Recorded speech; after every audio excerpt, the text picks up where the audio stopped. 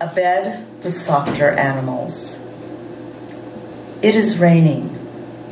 It is Tuesday night. There are 36 steps up to Anna's apartment on the east side. A bed with softer animals. A Doberman Pinscher walks into a 7-Eleven and buys a carton of milk. I notice these things. Rain waters the buildings and they grow and grow. Makes thieves work harder. Softens mountains. Ruins sandwiches. Some paintings make me cry. I like crying. Gunsmoke was a good show to cry to. Also the Waltons' Christmas special. Anna is reading about cannibals in New Guinea. The cannibals average 5 feet tall. They roast their dead for 30 days, then bury them in the jungle. Anna told me it rains more in the jungle, but I knew that already. What I don't know is how lightning feels on the body, or what makes a glowworm glow, or why the neighbor keeps knocking his head against the wall. My friend Tim Donnelly, who is my longtime poetry friend from the old days, I talked to him today and I was like, Tim, I can't figure out what to read tonight. And he said, oh, read that true story crazy poem. So this is for Tim. It's called Dirt. True story. Dirt. When I was 9 years old, living in Sparks, Nevada, woo, Sparks! I would wander in the dirt fields behind my best friend's house.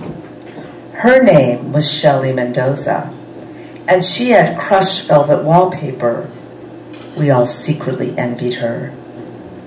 I was looking for Barbie doll heads and flat rocks for my Barbie doll head and flat rock collection when a man wearing satin shorts jogged up to me.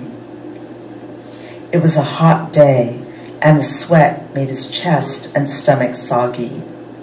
But I, on the other hand, was dry and pure as a flat rock. He had dirt brown hair and 4 red underground pimples on his cheeks. He admired my Barbie doll heads and my green dittos. He then did a very unusual thing. He asked if I liked vegetables, and if so, what was my favorite kind. I said broccoli because they were like baby trees. He then pulled down his satin dolphin jogging shorts and had a zucchini tied to his pale pink penis. It was tied with nylon string rather tightly. He started to sweat even more as I stared at it, this strange combination of God's creations. He told me to poke it if I wanted. I said no, that's okay. Then he held it in the palm of his right hand as if it were a nest of delicate blue robin's eggs and said to me, life is what you make it, and don't ever forget that. Then he pulled up his shorts and jogged away. Sparks, Nevada, hello. So I've been working on poems inspired by film. And this one's called Film Number 5. She uncorks a bottle of Cabernet at 4:30 p.m. A slight buzzing in her ears. Pleasing. A sliver of pain through her left thigh. Remote. She thinks about her ex. He used to live here, and his shoes were over there. The landlord sends a text. She doesn't respond. She lifts the glass to her lips, close-up of her teeth, crooked on the top row, straight on the bottom. The sound of the fridge, chilling. Long shot of a woman as she slowly walks to the radio and turns it on. The voice of the radio announcer. Never mind the fog alert, ladies and gents. A calf will be born in the morning. Buy everything before you forget. The song that you just heard was by More Vision for All. And this is another film poem called Dialogues Number 12. I recognize her voice because it's my voice. I don't know that name because it's his name. You thought you heard my voice, but it was your voice. I think your voice has a name, but it's my name. She met herself in a restaurant. It wasn't her restaurant, but it was a place she had been before. She had eaten eggs there, potatoes Anna. The dishes had no names, but the waiter had a high voice. How could you not remember me? We were married last May. The cakes were baked by professionals. One of them looked like a marvelous dress. What will you bring to the table? What is your surname? What are the camels doing here? Please change for me. Are those your wind chimes? Thank you.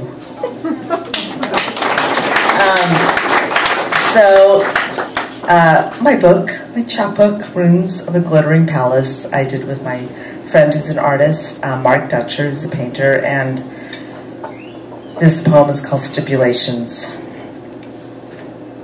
Stipulations. A sentence she thought she would never say. I am shopping for attorneys. The act of separation. The schedule of assets and debts.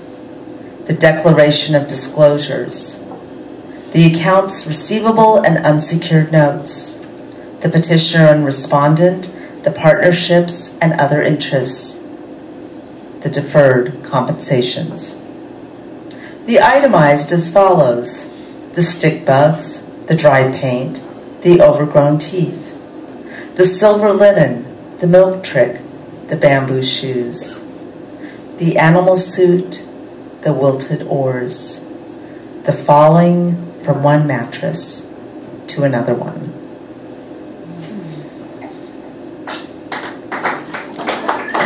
Thanks. This has been an intense year. I don't know. You guys? Yeah. Okay, so this is a poem I wrote this year. It's called The Dressing Stick. The dressing stick, a limb on the edge of the green, and a twinkling star on the head of a small bear, polydactyl paws, matted skin, a 7-inch scar on the left hip. She peeled the scar back and underneath found a child wearing a star hat and star shoes. The hospital stood in the center of a large cornfield, and observers remarked at its beauty and precision. They came bearing frankincense and OxyContin. They wore shields. They could sew. They came bearing pork and beef on platters.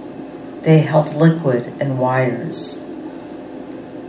She waved the dressing stick, and the wires spelled words to her through the window of the blue tent.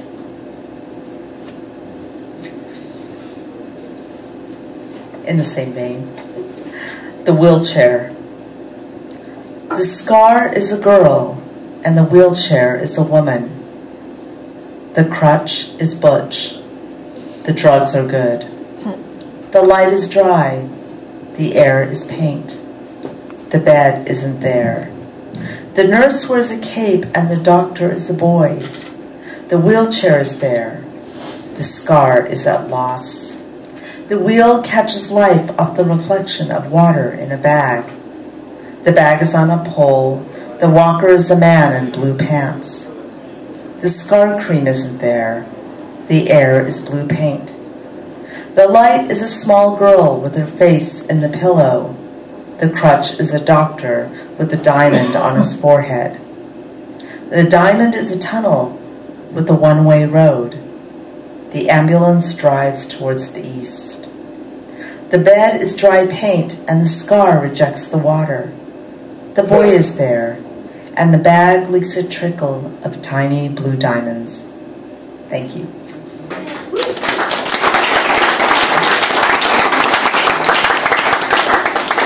So my friend Heather Bourbeau, she said I should read this poem tonight, so I'm going to read this poem. Questions in progress. Did you see the rabbits?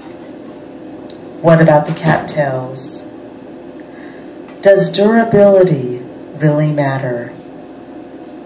Where is the middle ground? Does he cry in the tunnel? Is she a logicophobist? When do the pelicans leave? Do you dream of the lighthouse? Does she long for India? How does a soap stack up? Can a clock run backwards?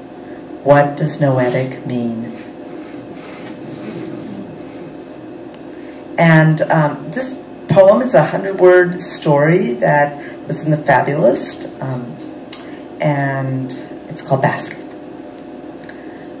Two boys sat on a log in the middle of a valley. The trees surrounding them blocked out the sunlight, and the boys had trouble seeing their hands in front of their faces. A woman appeared from a cluster of trees. She held a basket in one hand and a jug of water in the other.